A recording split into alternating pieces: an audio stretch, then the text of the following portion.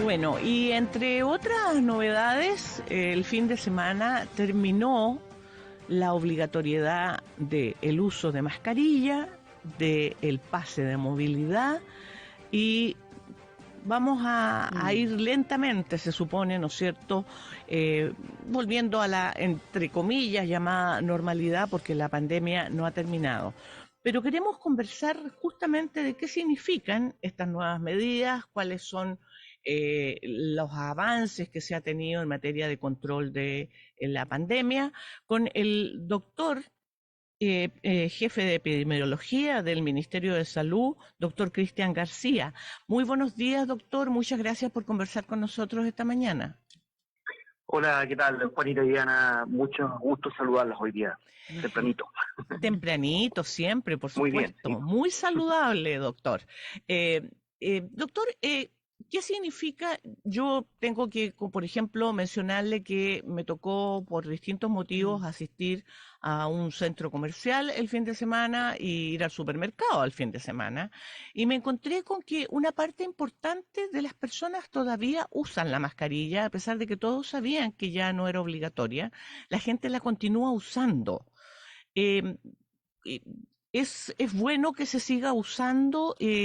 Me imagino que el temor es lo que hace que la gente tenga todavía estos cuidados, pero ¿cuáles son los riesgos de no usarla más, por ejemplo?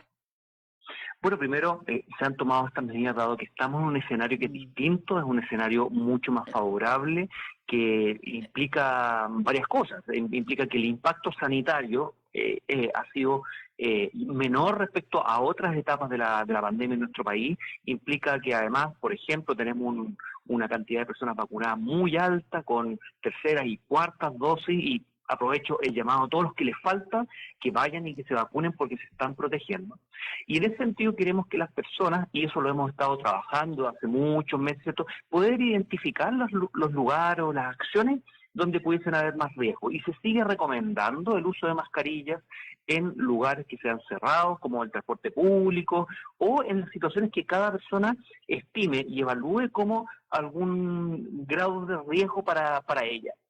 Por lo tanto, si lo ocupan en el supermercado o en el mall, fantástico. Aquí no hay prohibición de usarla, todo lo contrario, que todas las personas se puedan sentir seguras en cada instante y que la puedan ocupar. De hecho, ahora yo venía en el metro, ahora tempranito, y diría que el 80 a 90% de las personas, todas en el metro ocupando las mascarillas, lo que me parece muy bien, porque ese mensaje de poder protegerse sigue ahí y las personas pueden tomar sus propias decisiones también. Sí, esta recomendación por parte de la autoridad cuando se anuncia esto, doctor, de, claro, en espacios que signifique estar con más personas, seguía vigente esta idea de prevenir a través del uso de la mascarilla. Me parece importante retomar lo que estaba mencionando del momento en que se da finalmente esta decisión. Estamos hablando de un fin de semana, por ejemplo, revisaba las cifras de ayer de 2.958 casos, de 22, por ejemplo, fallecidos, también con una tasa de positividad de un 7,97%. Si podemos profundizar más en esto, ya lo adelantaba respecto del avance de la vacunación, pero ¿cómo podríamos calificar este momento de la pandemia que efectivamente sigue presente? Bueno, y qué bueno que lo destaca, porque aquí hay una cosa que es muy importante. Cuando nosotros nos estamos fijando tan solo en los casos y los casos del día, que es importante, pero hay que estar mirando el contexto global, porque todos sabemos, y lo hemos visto durante estos 2 años, de que los casos, las cifras dependen de muchas cosas, por supuesto, de los contagios, pero también a veces suben y bajan, y que tenemos que estar mirando muy bien cómo es el contexto en general, cómo está la tendencia general que ha sido a la baja de manera importante, que la positividad también, eso quiere decir cuántas personas salen positivas, se diagnostican respecto a todas las que se testean, y que han estado consistentemente bajo un 10%, lo que es una buena cifra, quisiéramos seguir avanzando, pero son reflejo de que la circulación del virus sigue siendo que cada día un poco menor. Y lo otro es el impacto sanitario, que significa cuántas personas terminan con una enfermedad grave por coronavirus, y las hospitalizaciones, la ocupación de camas UCI están en lo más bajo nunca durante todo este periodo de pandemia. Y eso también nos lleva a, uno, a poder tomar estas medidas. Segundo, como bien mencionaba, la capacidad que hemos tenido de mantener, por ejemplo, con el esquema primario, a las personas mayores de 18 años, el 94% ya tiene su vacuna, con refuerzo tiene el 93%, y con el segundo refuerzo o cuarta dosis, más del 82% de las personas. Y esas son cifras que nos permiten tener un impacto sanitario o enfermedad grave o la posibilidad de fallecer menor que en otras circunstancias, en otros momentos de la pandemia. Doctor, me he conversado con personas que tuvieron COVID-19, que fueron positivos, pero que lo tuvieron muy leve, en algunos casos asintomático prácticamente, y que sin embargo tiempo después presentaron neumonías. ¿Hay alguna relación entre una cosa y otra? Bueno, siempre cuando uno tiene una infección puede estar posteriormente propenso a algún otro tipo de problema. Y eso también es importante. Ahora, recordemos que no solamente está circulando coronavirus, también circulan otros virus respiratorios, como por ejemplo la influenza. Y eso también pueden causar síntomas que son respiratorios, fiebre, e incluso poder llegar a enfermedades más graves, como generar una influenza. Por lo tanto, tenemos que estar muy atentos a que estas medidas, como por ejemplo el uso de la mascarilla, la recomendación de ocuparla en estos espacios, los espacios cerrados, o incluso cuando uno va a estar con gente que es vulnerable, que tiene riesgo de enfermar gravemente, como personas mayores, personas con algún grado de baja de defensa, ¿cierto? Vamos a protegerlas, por supuesto, del coronavirus, pero también contra otro tipo de infecciones. A propósito de esto, doctor, porque entiendo que ya desde octubre, que comienza, ¿cierto? Ya estamos en esta semana, ya iniciando este mes de octubre, va a estar considerado como garantía explícita de salud, porque efectivamente se han dado secuelas para aquellas personas que se contagiaron con COVID, secuelas leves, moderadas y algunas severas.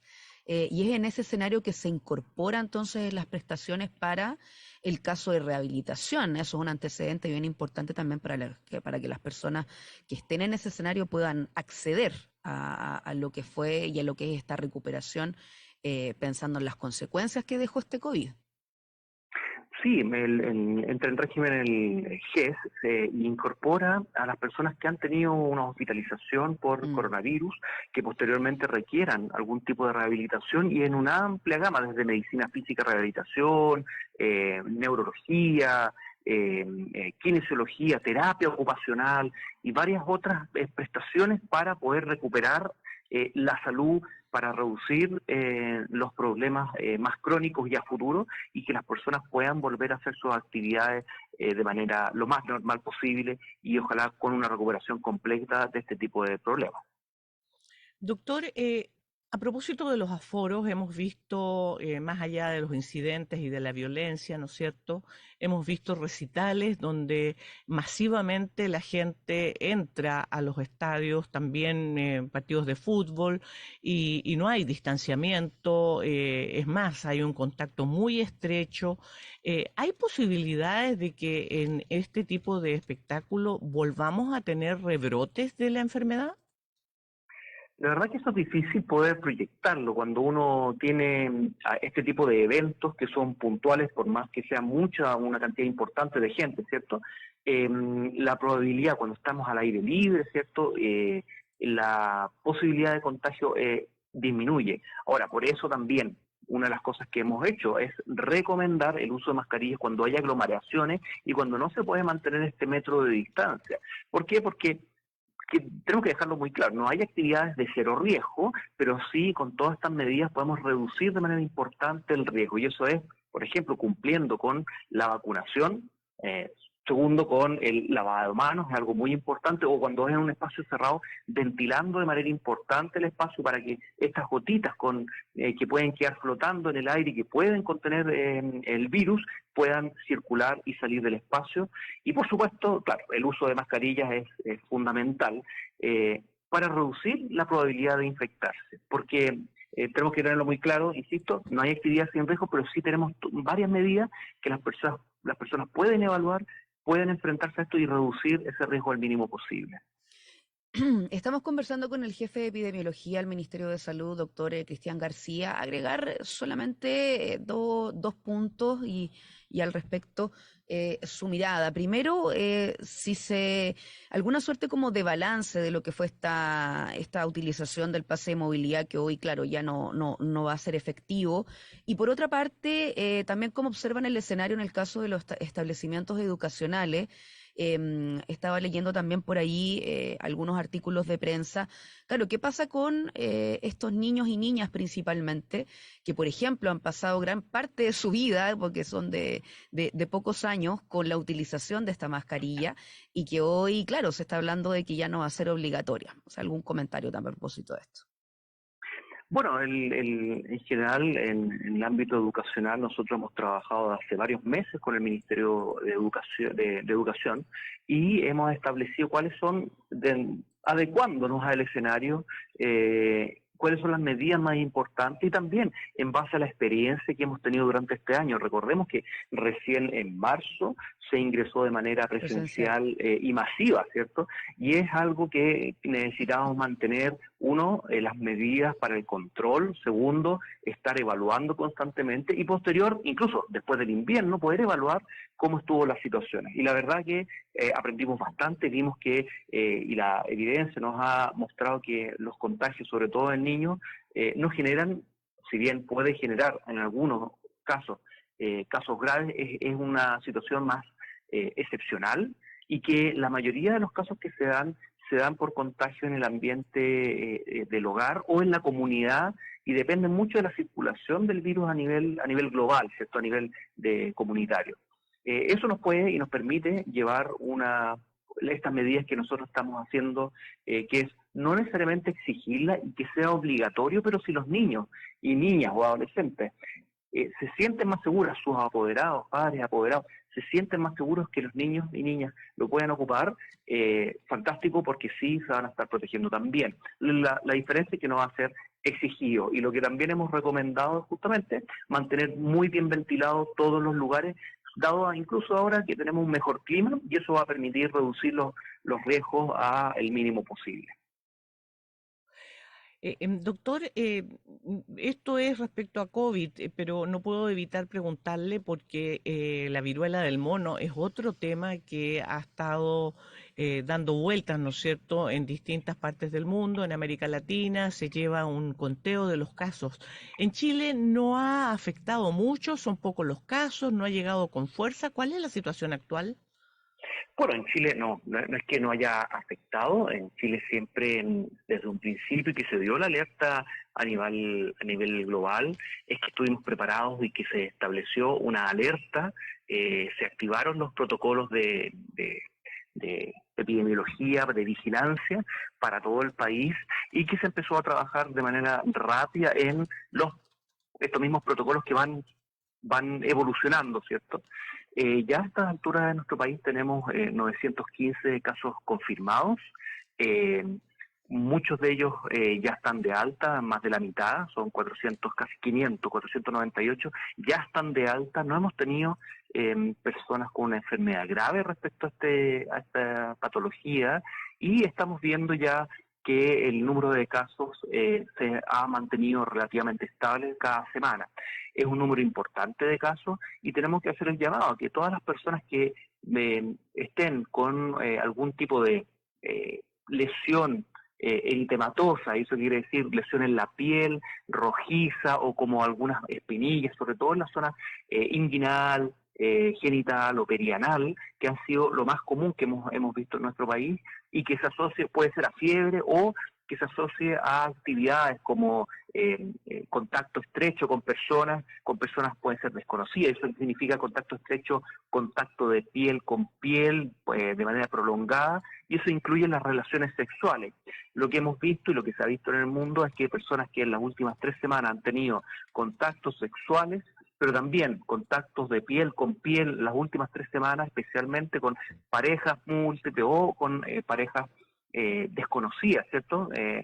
han sido factores que han influido también en contra de esto. Por lo tanto, cualquier persona que tenga este tipo de acciones, ¿cierto? Y que pueda detectar algún tipo de estas lesiones, es bueno que se acerque a un centro de salud, se le puede hacer el testeo para determinar rápidamente si es que tiene o no este problema. ¿Y las personas deben aislarse, doctor? Las personas deben cumplir un periodo de aislamiento hasta que las lesiones ya estén en una fase de costra y que las lesiones pasen a estar en una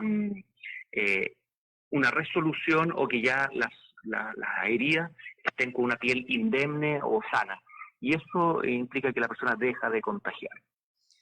Bueno, hemos hablado esta mañana entonces con el jefe de epidemiología del Ministerio de Salud, doctor Cristian García, distintas materias, ahí lo estábamos comentando esto último, pero principalmente lo iniciamos en esta entrevista, esta fase de apertura, lo que implica, en qué momento de la pandemia nos encontramos, que además sigue presente, considerando que, claro, la alerta sanitaria se renueva igualmente hasta fin de año. Doctor, muchas gracias por el contacto esta mañana.